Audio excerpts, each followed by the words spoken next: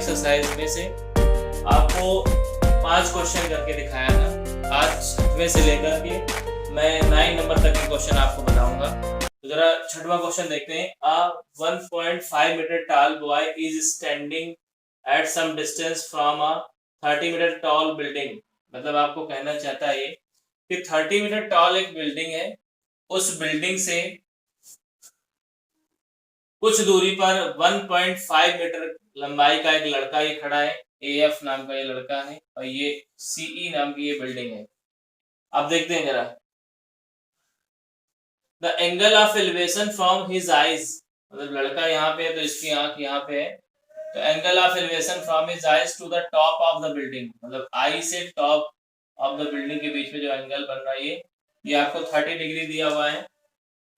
ये वाला एंगल, ये लड़के की आंख इस जगह पे होगी, टॉप ऑफ द बिल्डिंग ये है, यहाँ से इसकी जो एंगल बन रहा है वो 30 डिग्री है। अब देखो आगे क्या कहता है। Elevation is high the top of the building increases from 30 to 60, मतलब पहले यहाँ पे तो 30 था लेकिन अब 60 हो गया। कैसे कब हुआ 60? As he walks toward the building. मान लो लड़का यहाँ पे खड़ा था, अब ये वॉक करते हुए इधर बिल्डिंग की तरफ यहाँ पे आ गया, तो अब इसकी आंख यहाँ पे होगी, तो अब इसकी आंख पे जो एंगल बन रहा है वो 60 डिग्री बन रहा है। ऐसे find the distance he walk toward the building, आपको वो डिस्टेंस निकालनी है जितनी डिस्टेंस वो बिल्डिंग की तरफ चला है। तो देखो पहले यहाँ पे खड़ा था, अब यहाँ से लड़का यहाँ पहुंच गया है, तो हम इस डिस्टेंस को x मान लेते हैं। तो देखिए ये माना यहाँ पे let the boy walk x metre towards the building, ऐसे मान लिया। अब यहाँ पे देखिए EC आपकी पूरी 30 थी और AF इसमें 1.5 दिया है, तो AF और CD बराबर होंगे। तो अगर हम यहाँ से ED निकालें तो देखो ED कैसे निकलेगा। ED is equal to EC minus DC या CD। ED is equal to EC minus CD और CD की जो वैल्यू है वो AF के बराबर है 1.5, तो 1.5 इसमें माइनस कर दिया, तो ED की वैल्यू आ गई 28.5 मीटर। अब देखते हैं इसके बाद हमने एक ट्राइंगल लिया, ट्राइंगल GDE। जरा देखें GDE, हमने आपसे बताया था कि राइट एंगल ट्राइंगल इसमें लिया जाता है। तो GDE में राइट एंगल यहाँ पे बन रहा है, तो GDE ट्राइंगल ले लिया। अब देखो इसमें tan 60 लगाएंगे तो ये ED अपान GD आ जाएगा। तो tan 60 की वैल्यू √3 रखा गया, ED की वैल्यू 28.5 रखा गया और GD आपने यहाँ से फिर ट्रांसफर करके निकाल लिया, तो GD की वैल्यू आ गई 28.5 अपान √3 मीटर। अब इसके बाद दूसरा ट्रायंगल लेंगे FDE, क्योंकि इसमें भी D वाला एंगल 90 डिग्री बन रहा है। तो FDE जब लेंगे तो हो जाएगा tan 30 is equal to ED आपका परपेंडिकुलर हो गया और बेस आपका जो हुआ FG प्लस GD हो गया। तो tan 30 is equal to ED plus upon FG plus GD लिख देंगे ऐसे। tan 30 वैल्यू 1/√3 इक्वल टू 28.5 आपका ED हो गया और FG ऐसे रख दिया, GD की वैल्यू रख दी गई ये वाली।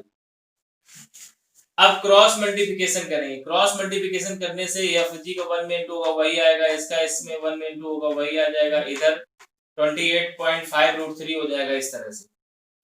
अब यहाँ से FG निकालना तो 28.5√3 को इधर ले जाएंगे तो माइनस का हो जाएगा।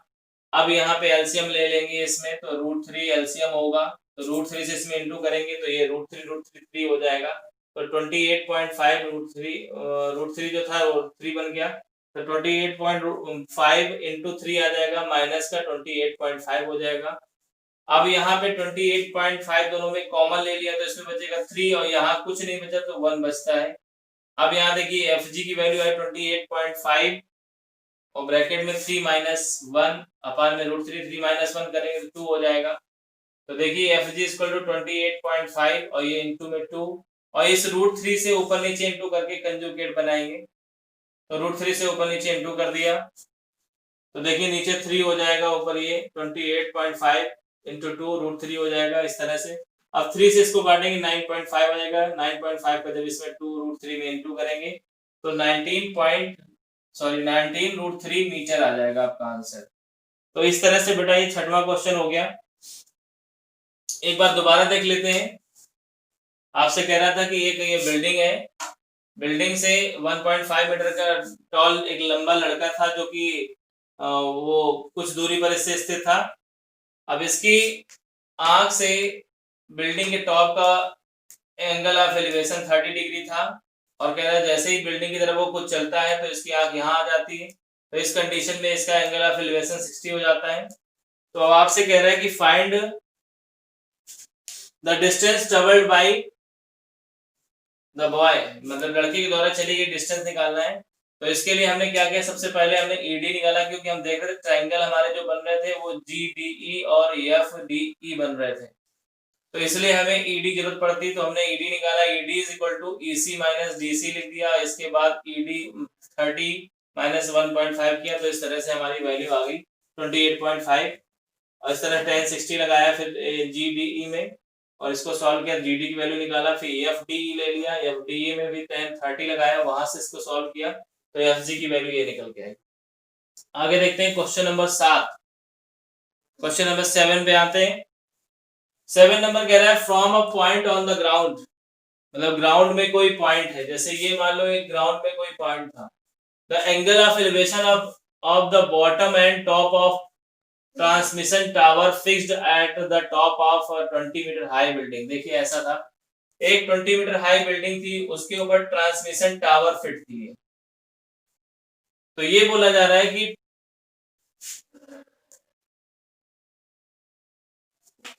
The angle of elevation of the bottom, तो बॉटम से कितने का बन रहा है 45 का, और टॉप से 60 डिग्री का एंगल बन रहा है।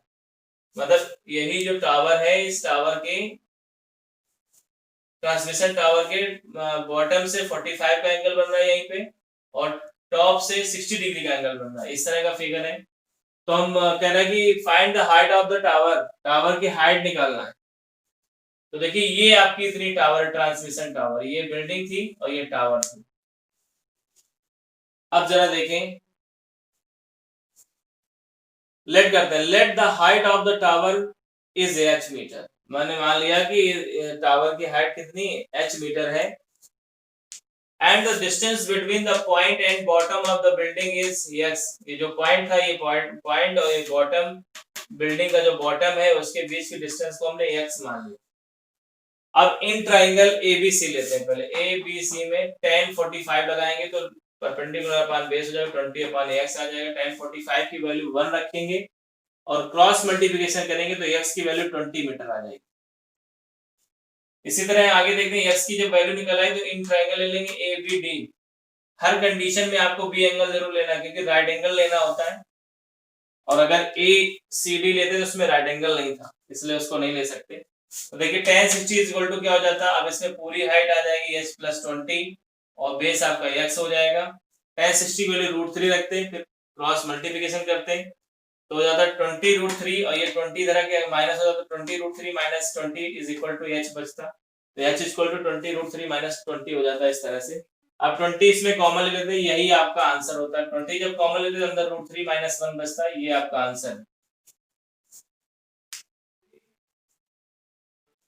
अब क्वेश्चन नंबर 8 देखते हैं।